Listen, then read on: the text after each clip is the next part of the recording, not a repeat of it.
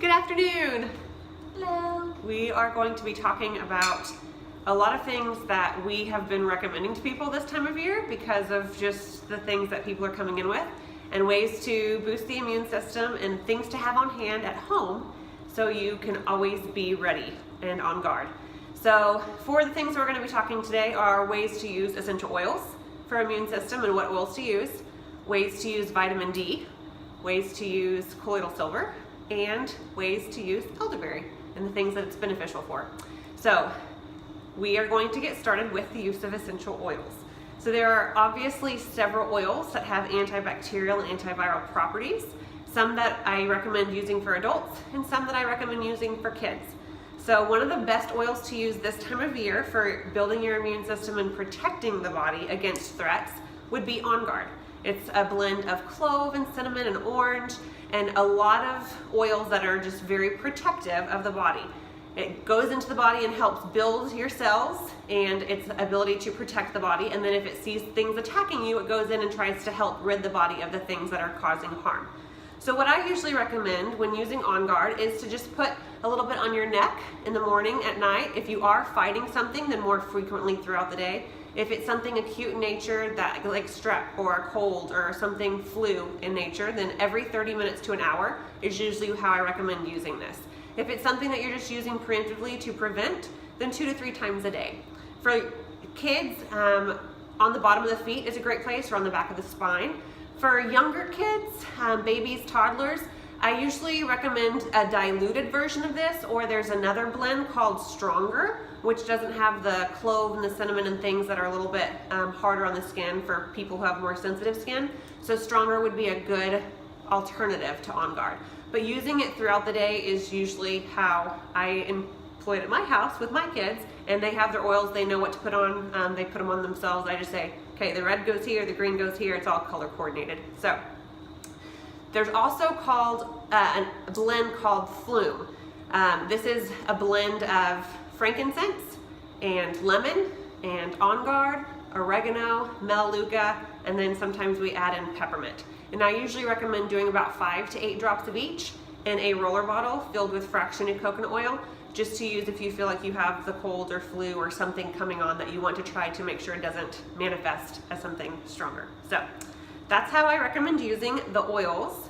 Something else that the majority of people are deficient in, a very high percentage of people are deficient in vitamin D, but this time of year, especially with lack of sunlight, we see the effects of that deficiency even more so. So vitamin D3 is a great supportive immune builder. It's great for heart issues, for cardiovascular health. It's great for prevention of diabetes. It's great for help with skin and healing. So there are a lot of different ways to use vitamin D. I prefer to do sublingually underneath the tongue.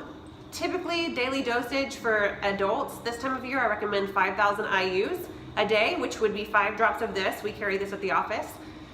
For kids, I usually recommend 1,000 to 2,000 IUs. But when talking about the best ways to get vitamin D, sunlight would obviously be the place I would start. If you can just be out in the sun for 10 minutes a day, that's equivalent to about 10,000 IUs or units of vitamin D. So if you can try to make a point of getting direct sunlight, and especially during the times of like 12 to 3 when your shadow is shorter than your body, that's the time that you're going to be absorbing vitamin D the best. So if you have a darker skin, 10 minutes might not be sufficient enough. You might need to spend about 30 to 40 minutes outside, but typically 10 to 15 minutes every day is what is recommended for people to try to absorb as much vitamin D as they can. But if you're needing to supplement, especially this time of year, a D3 supplement is going to be great. And I usually recommend about 5,000 IUs again. So I'm going to hand it over to Hannah to talk about the other two. So another thing that we keep in stock at our office is going to be April's elderberry. So it's wonderful. We get this homemade by a patient of ours, and it tastes really good. It's not like the store-bought stuff. There's no preservatives or anything. I think hers has turmeric and local raw honey and clove and cinnamon in it. So It's full of stuff that is really good. Elderberry is good preventatively during this time of year. I would take it, you know, during the flu season before people are going to be getting sick. So I would take it preventatively, a tablespoon a day for adults and then a teaspoon for kiddos. Of course, if you do fall under the weather with something, then you're going to increase that dosage to a tablespoon every 2 to 3 hours for adults, and then a teaspoon every 2 to 3 hours for your kiddos. So elderberry syrup is a great alternative to cough syrup or to support the body during colds and flus. We also have, set that down.